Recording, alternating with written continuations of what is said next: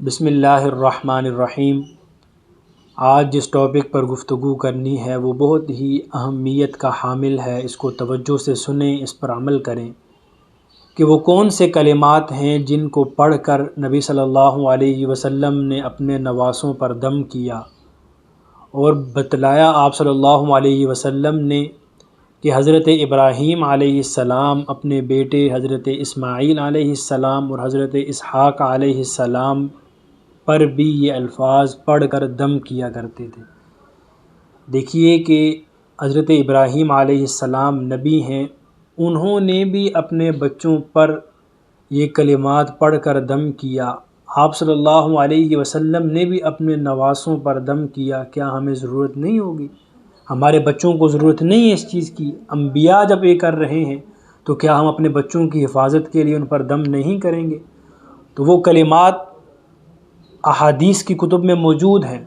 حضرت عبداللہ بن عباس رضی اللہ تعالیٰ عنہ کی روایت ہے کہ نبی صلی اللہ علیہ وسلم نے خود حضرات حسنین کریمین کو دم کیا، اور وہ کلمات یہ ہیں، لہٰذا آپ بھی پڑھیں، اپنے بچوں پر دم کریں۔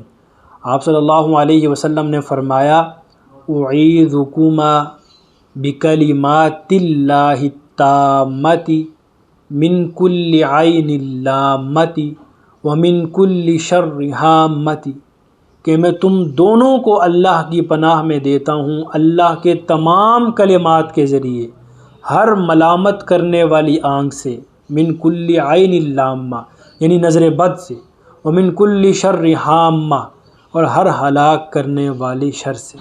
دیکھیے کہ نبی صلی اللہ علیہ وسلم نے یہ الفاظ پڑھ کر دم کیا، اور یہ الفاظ موجود ہیں احادیث میں، آپ سرچ کر سکتے ہیں گوگل پہ، اعوذ بکلمات اللہ، مکمل آپ کو دعا مل جائے گی۔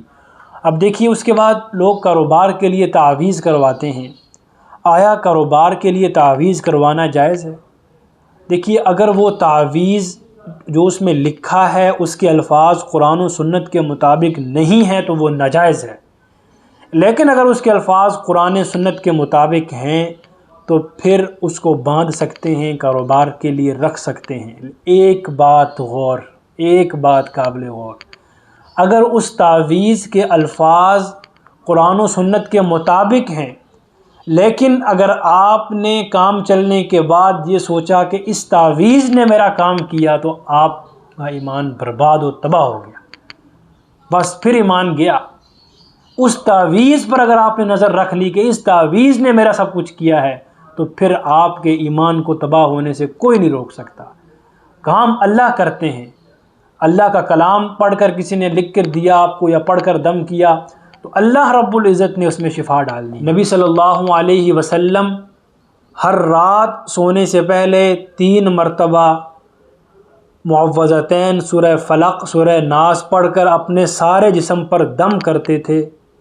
کیا ہمیں ضرورت نہیں ہے؟ صحائح ستہ میں یہ ملتا ہے، کیا ہمیں ضرورت نہیں ہوگی؟ اس لیے ہمیں بھی چاہیے کہ اپنی حفاظت کے لیے جو وظائف ہیں ان کو کریں، بالخصوص اس کا اہتمام کریں۔ آیت الکرسی اپنے بچوں پر نظر بد کے لیے دم کریں۔